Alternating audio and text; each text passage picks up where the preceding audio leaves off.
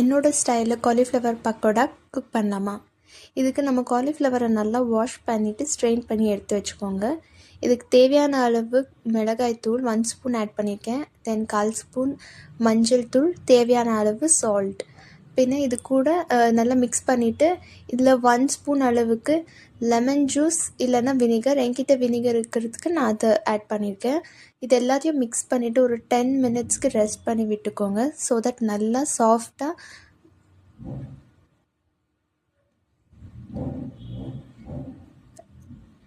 வேக வச்ச மாதிரி ஆகிடும்.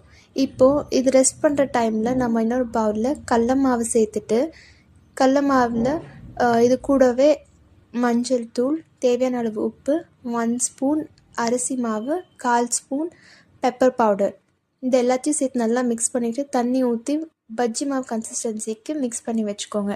இது கூட ஆக்டிவேஷனுக்கு ஒரு 1/4 ஸ்பூன் சோடா மாவு, அதில் 1 ஸ்பூன் அளவுக்கு வினிகர் ஊற்றி நல்லா மிக்ஸ் பண்ணிங்கன்னா ஆக்டிவேட் ஆகிடும். இப்போது காலிஃப்ளவர் பார்த்திங்கன்னா 10 மினிட்ஸ் ரெஸ்ட் பண்ணிக்கிறது காட்டிக்கிறேன் எவ்வளோ சாஃப்டாக இருக்குன்ட்டு.